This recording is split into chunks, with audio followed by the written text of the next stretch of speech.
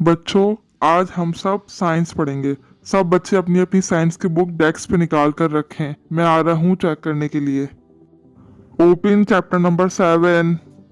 Excuse me sir, मैं अपनी classroom की डेस्क पर नहीं रख सकती अपनी साइंस की बुक, क्योंकि वो मेरी घर की डेस्क पर रेस्ट कर रही है, क्योंकि कल रात में उसी पे पढ़ रही थी। सॉरी, मैं भूल कर आ गई।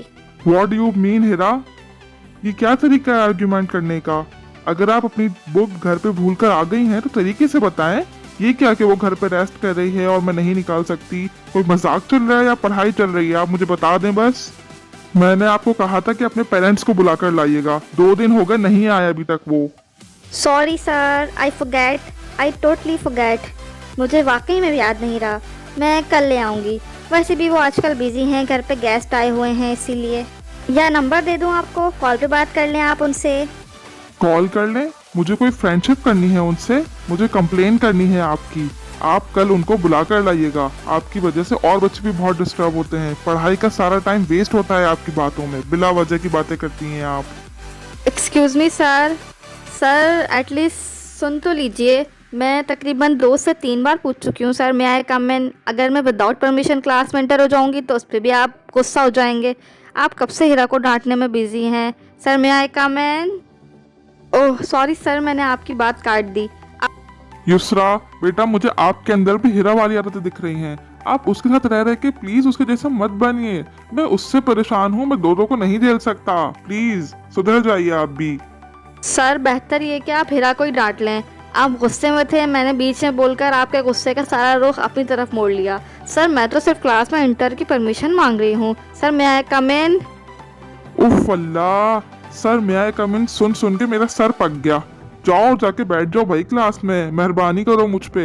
मैं तो बस एक बात समझा रहा हूँ। तुम दोनों ने मिलके आज मुझे खूब परेशान किया है। मेरा पूरा पीरियड का टाइम निकाल दिया भाई। और हाँ, उसके बराबर में जाकर मत बैठना। और मुझे पता है सुनो कि कहाँ आप चली जाओगी उसके पास ही। युसरा मेरी यार, मुझे लगता है सराज ना ब्लड प्रेशर की गोली नहीं खा कर आए, इसलिए उनका दिमाग बहुत घूम रहा है। बहन चली जा पीछे, वरना हम दोनों को क्लास से बाहर निकाल के खड़ा कर देंगे।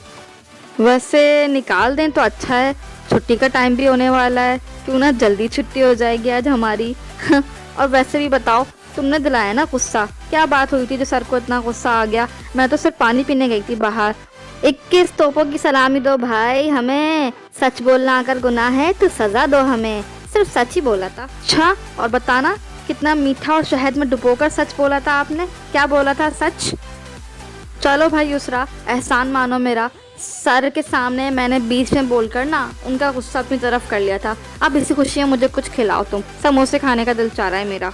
साथ में ना कोल्ड ड्रिंक भी पीऊंगी। दोनों मिलकर पियेंगे और मेरी मत लेना। ए, क्या सर का गुस्सा तुमने अपनी तरफ कर लिया था?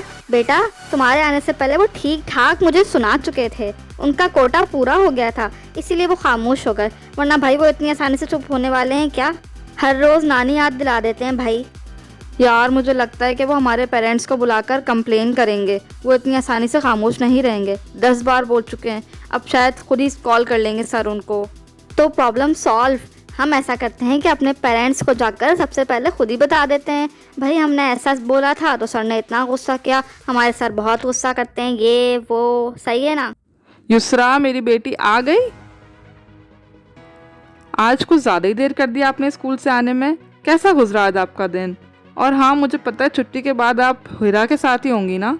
कुछ ज़्यादा ही दिल लगता है आपको उसके साथ। आप दोनों की बातें ख़त्म ही नहीं होती।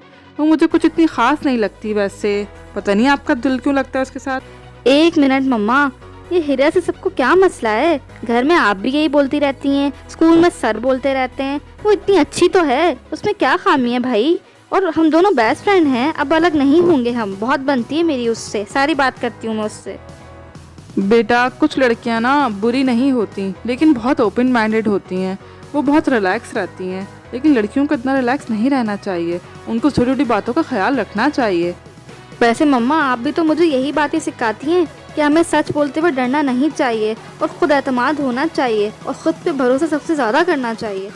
जी बेटा, लेकिन उस सब के साथ हमें अपने टीचर्स का एहतराम और उनके साथ रिस्पेक्ट से पेश आना चाहिए, क्योंकि वो भी हमारे पेरेंट्स की जगह ही होते हैं। क्योंकि हमें वो बहुत कुछ सिखाते हैं।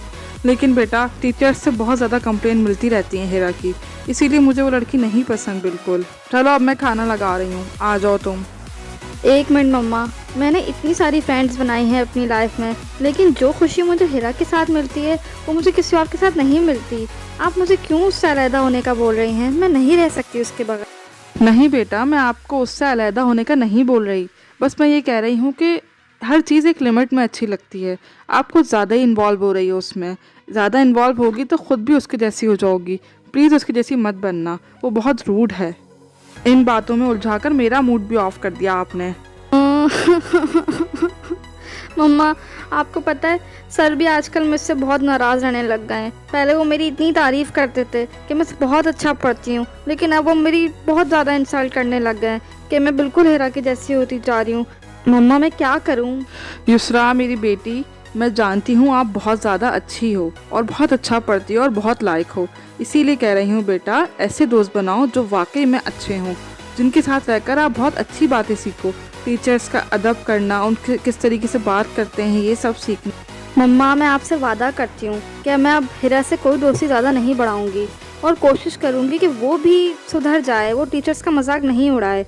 मैं उसको टोकती रहूँगी और मैं अच्छे दोस्त बनाऊँगी। हमारी क्लास में और बहुत अच्छे बच्चे हैं, मैं उनके साथ दोस्ती फ्रेंडशिप करूँगी। आप परेशान मत हो, मैं अब ऐसा नहीं